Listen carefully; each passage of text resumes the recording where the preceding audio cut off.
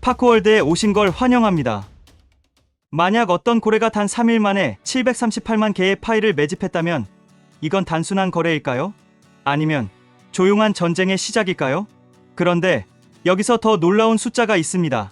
지금까지 이 슈퍼고래 계정, 즉 GASW이 매집한 전체 파이 수량은 무려 2억 7,656만 2,881개, 276밀리언이 넘는 파이를 한 지갑이 쓸어 담았다는 건 단순한 수집이 아니라 전략적 포지셔닝이라 할 수 있죠. 이건 그냥 리스펙, 존경의 수준입니다. 그는 최근에도 3일 만에 738만 8,885개의 파이를 매집했죠. 하루 평균 246만 개를 꾸준히 매수한 겁니다. 이 매집의 시점을 보시면 더 흥미롭습니다. OKX 거래소가 출금을 일시적으로 막았던 기간이 있었습니다. 많은 사람들이 혹시 고래가 손 털고 나간 거 아냐 라며 의심했지만 그 고래는 단지 기다리고 있었던 겁니다. 출금 제한이 해제되자마자 매집해 두었던 파이를 지갑으로 전송했고 그 덕분에 우리는 그 거대한 트랜잭션을 직접 확인할 수 있었던 거예요. 그 타이밍이 바로 시장의 본질입니다. 정보가 아니라 행동으로 움직이는 자만이 살아남는다. 현재 OKX의 파이 유동 물량은 단 2,389만 개, 시장 전체를 감안하면 유동성은 거의 고갈에 가까운 상태입니다. 거래소가 유동성을 확보하려면 두 가지 방법이 있습니다. 첫째, 외부에서 빌려오거나 둘째, 직접 시장에서 사들이는 것. 그런데 만약 아무도 빌려주지 않는다면? 그때 거래소는 시장에서 직접 매수에 들어가게 됩니다. 그 시점이 오면 우리가 지금 보던 가격은 과거가 됩니다. 이건 단순히 고래가 많이 샀다는 뉴스가 아닙니다. 이건 우리가 다음 움직임을 준비해야 할 시그널입니다. 자, 이제 커뮤니티에서 가장 궁금해하는 그 질문으로 넘어가 보겠습니다. 파이코인, 가격이 오르면 좋은 거 아닌가요? 그런데 왜 어떤 사람들은 오르지 말아야 한다고 말할까요? 요즘 파이오니어 커뮤니티에서 이런 질문 정말 자주 나옵니다. 가격이 오르면 당연히 기분 좋고 내 지갑도 든든해지죠. 그런데 누군가는 이렇게 말하더군요. 파이는 결제 수단이지 투기 자산이 아니에요. 이 파이오니어는 아주 중요한 질문을 던졌습니다. 어제는 사과 한 개의 1파이였는데 오늘은 5파이를 줘야 한다면 이건 결제 수단이 아니라 투기적 자산이 되어버리는 거 아니냐고요. 맞습니다. 바로 이것이 통화로서의 신뢰 문제입니다. 우리가 원화나 달러를 쓸 때 어제 커피가 4,000원이었는데 오늘은 1만 원이 되는 일은 없죠. 그런 변동성이 있었다면 우리는 절대 그걸 돈으로 쓰지 않았을 겁니다. 그렇다면 어떻게 해야 할까요? 해답은 이미 존재합니다. 바로 실시간 정산 시스템. 바이낸스 페이, 크립토닷컴 페이, 비트페이 같은 시스템은 사용자가 비트코인이나 이더리움으로 결제할 때 그 순간 자동으로 해당 코인을 매도하고 상점에는 USDT나 법정화폐가 입금됩니다. 즉, 파이가 아무리 흔들려도 사장님은 변동성 걱정 없이 결제를 받을 수 있는 구조죠. 이 시스템을 파이에 적용할 수 있을까요? 정답은 yes. 단, 전제 조건이 있습니다. 파이가 실시간으로 매도 가능한 거래소에 상장되어 있어야 한다는 점.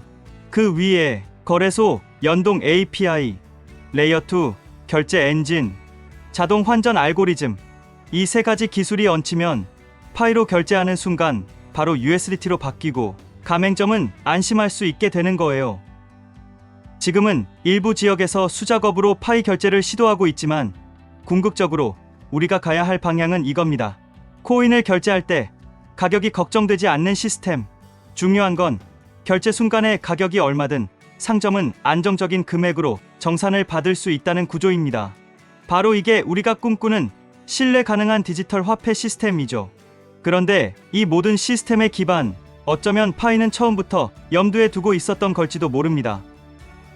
이번 콘텐츠는 야후 파이낸스 기사에 실린 니콜라스 코칼리스의 발언을 바탕으로 그의 시각에서 바라본 파이 네트워크에 큰 그림에 초점을 맞춰 구성한 내용입니다. 기사 원문은 고정 댓글에 링크로 남겨둘 테니 참고해주세요. 6천만 명이 사용 중인 암호화폐 플랫폼. 그런데 왜 우리는 아직 잘 모를까요? 최근 야후 파이낸스는 이 질문에 답을 던졌습니다. 그리고 그 중심엔 한 인물이 있습니다. 니콜라스 코칼리스. 그는 단순히 새로운 코인을 만든 게 아닙니다. 암호화폐라는 시스템 자체를 인간 중심으로 다시 설계한 사람입니다. 기사는 이렇게 시작합니다. 파이 네트워크는 암호화폐를 현금만큼 간편하게 만들고자 하며 이미 6천만 명이 참여하고 있습니다. 이 문장에서 단어 하나하나를 곱씹어 봐야 합니다. 현금만큼 간편하게, 이미 6천만 명, 대부분의 블록체인이 빠르다, 혁신적이다라고 말하지만 정작 사용자는 60만 명도 안 되는 곳이 태반입니다. 그런데 파이는 이미 6천만 명입니다. 이건 단순한 기술적 성과가 아닙니다. 사용자 경험, 접근성, 그리고 네트워크 설계의 승리입니다. 니콜라스는 이렇게 말합니다. 암호화폐를 사용하는 건 마치 퍼즐을 푸는 것 같았다. 이건 누구도 매일 사용할 수 없는 시스템이다. 그래서 그는 사용할 수 있는 암호화폐를 만들기로 결심합니다. 단순히 빠르고 분산되어 있고 탈중앙화된 것만으로는 부족했습니다. 사람이 매일 만지고 거래하고 신뢰할 수 있는 생활화폐를 만들겠다는 거죠. 그리고 그 첫 단추가 바로 모바일 기반 채굴 시스템이었습니다. 여기서 우리는 한 가지 중요한 통찰을 얻게 됩니다. 기술이 아무리 좋아도 사용자가 없으면 그것은 죽은 생태계라는 것. 파이는 기술이 아닌 사용자의 삶을 먼저 설계했습니다. 이게 바로 다른 코인들과의 결정적 차이입니다. 자, 그럼 이 접근성이라는 개념이 실제로 어떻게 구현됐는지, 그리고 왜 이게 단순한 전략이 아닌 철학이었는지를 다음에서 이어가 보겠습니다. 그런데 말입니다. 도대체 어떻게 6천만 명이 여기에 참여하게 된 걸까요? 이건 단순한 마케팅의 결과가 아닙니다. 니콜라스 코칼리스가 설계한 건 참여할 수밖에 없는 구조였습니다. 기사에서는 이렇게 말합니다. 사용자는 매일 앱에 로그인만 하면 된다. 값비싼 장비나 기술적 지식은 필요 없다. 이 문장이 왜 중요할까요? 당신이 만약 처음 암호화폐를 접했다면 지갑 설치도 어렵고 채굴은 더더욱 불가능하게 느껴졌을 겁니다. 하지만 파이는 달랐습니다. 당신의 첫 채굴, 첫 거래, 첫 블록체인 경험을 단 5초 만에 만들어줍니다. 이건 단순한 편의성이 아닙니다. 문턱 제거라는 전략적 의도가 담긴 철학적 선택입니다. 한 파이오니어가 친구에게 이렇게 말합니다. 이 앱 써봐. 초대장이 왔어. 내가 설정 도와줄게. 여기서 주목할 것은 초대라는 개념입니다. 일반적인 코인은 채굴자가 얼마나 센 컴퓨터를 쓰는가가 중요합니다. 하지만 파이는 얼마나 신뢰받는 사람과 연결돼 있는가가 핵심입니다. 이건 완전히 다른 패러다임입니다. 당신의 인간관계, 신뢰, 소셜 네트워크가 곧 자산이 된다. 그 결과 파이는 마케팅에 한 푼 쓰지 않고도 6천만 명이라는 기적적인 네트워크를 형성하게 됩니다. 이것이 바로 파이가 단순한 코인을 넘어서 신뢰 기반 사회 실험이라고 불리는 이유입니다. 자, 그럼 다음에서는 이 실험의 철학이 실제 기술과 생태계 전략으로 어떻게 연결되는지 이어가 보겠습니다. 모든 위대한 혁신은 좌절에서 시작됩니다. 니콜라스 코칼리스가 파이 네트워크를 처음 구상하던 시절, 그는 분명한 좌절을 마주했습니다. 암호화폐가 분명 미래라는 확신은 있었지만 그걸 쓰기 위해선 너무 많은 벽이 존재했던 겁니다. 지갑 설치, 거래소 가입, 주소 복사. 이 모든 절차가 기술자들에겐 당연할 수 있지만 보통 사람들에겐 공포였습니다. 그는 그걸 이렇게 표현했습니다. 인터페이스만으로는 안 된다. 바로 이 문장에서 우리는 파이의 철학을 엿볼 수 있습니다. 보통 프로젝트들은 UI를 개선하고 버튼을 바꾸고 설명서를 만들지만 니콜라스는 생각했습니다. 그걸 전제로 하는 게 문제다. 그래서 그는 아예 새로운 암호화폐를 만들기로 합니다. 모바일에서 작동하고 서버도 필요 없고 단 한 번의 터치로 채굴이 시작되는 시스템. 그 결과가 바로 파이 네트워크입니다. 파이는 단지 앱이 아닙니다. 암호화폐는 원래 어려운 것이다라는 고정관념에 대한 반박입니다. 그리고 이 구조는 단순한 채굴 편의성을 넘어서 신뢰 기반의 커뮤니티 구조로 이어집니다. 당신이 누군지를 증명하고 그걸 바탕으로 다른 사람과 연결되는 것. 이것이 바로 소셜 네트워크 기반 암호화폐의 실체입니다. 그렇다면 이렇게 설계된 파이는 단순히 사람을 모으기 위해 그랬던 걸까요? 아니죠. 이 신뢰 기반 구조는 앞으로 이어질 모든 생태계의 전략의 토대가 됩니다. 다음에서는 그 전략이 어떻게 생태계와 투자로 연결되는지 보겠습니다. 여러분, 광고도 없고 홍보도 없었는데 어떻게 이렇게 커졌을까요? 파이 네트워크는 입소문만으로 6천만 명을 모았습니다. 이건 마케팅 교과서에도 없는 방식입니다. 그 중심에는 단순한 초대 시스템이 아닌 신뢰 기반 네트워크 효과라는 개념이 있습니다. 신뢰를 기반으로 연결된 사람들이 서로를 인증하고 서로의 존재를 증명하며 하나의 커뮤니티를 만든 것. 이런 구조에서는 신뢰가 자산이 됩니다. 그리고 이 신뢰 위에서 진짜 생태계가 탄생합니다. 그럼 파이는 단지 커뮤니티만 키운 걸까요? 아닙니다. 모든 지갑은 신원 검증을 거친다. 니콜라스 코칼리스의 이 말은 단지 KYC 기술의 이야기가 아닙니다. 이건 파이가 규제와 제도의 시대에도 살아남을 준비가 된 유일한 프로젝트라는 의미입니다. 기존 암호화폐의 가장 큰 약점은 익명성입니다.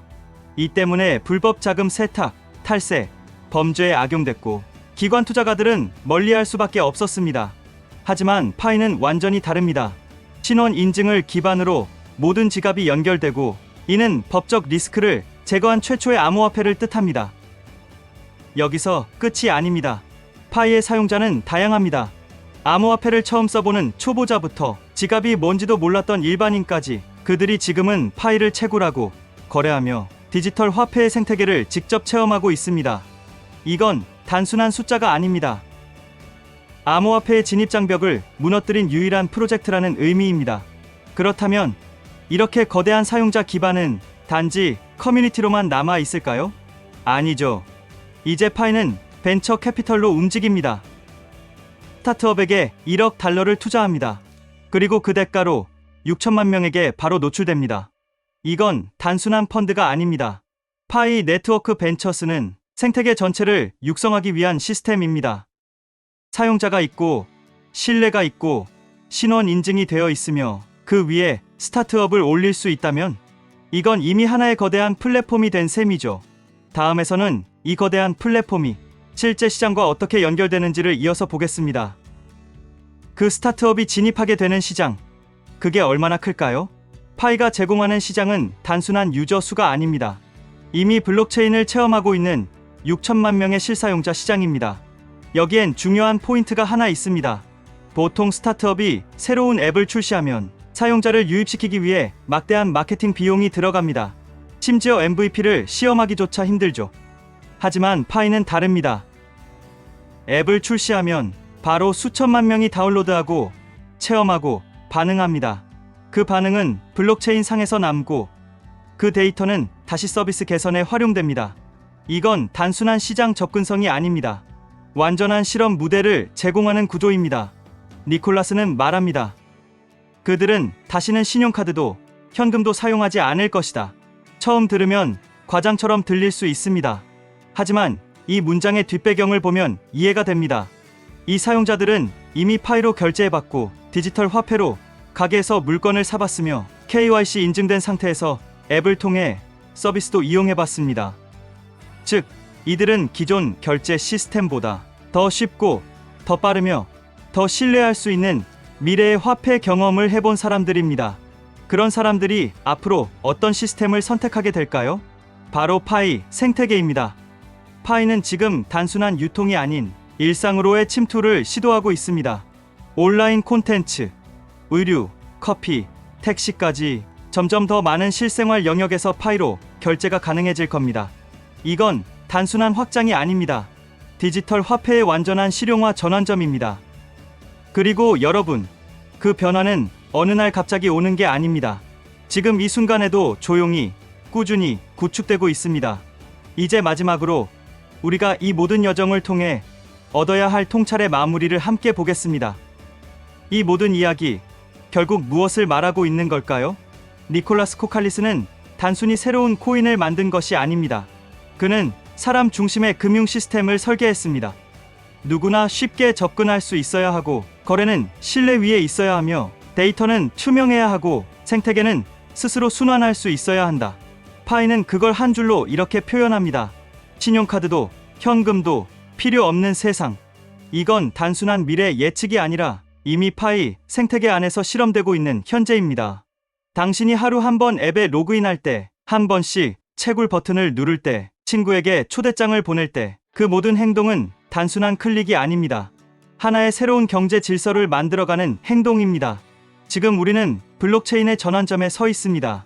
과거에는 투기 중심의 암호화폐가 전부였다면 앞으로는 신뢰, 사용성, 커뮤니티 중심의 코인이 주도권을 잡게 될 겁니다. 그리고 그 중심에 바로 파이가 있습니다. 이건 남의 이야기가 아닙니다. 당신의 이야기입니다. 당신이 매일 파이를 채굴하고 그 생태계의 뉴스에 귀 기울이며 함께 움직이고 있는 그 순간, 당신은 이미 미래의 화폐 실험에 참여하고 있는 겁니다.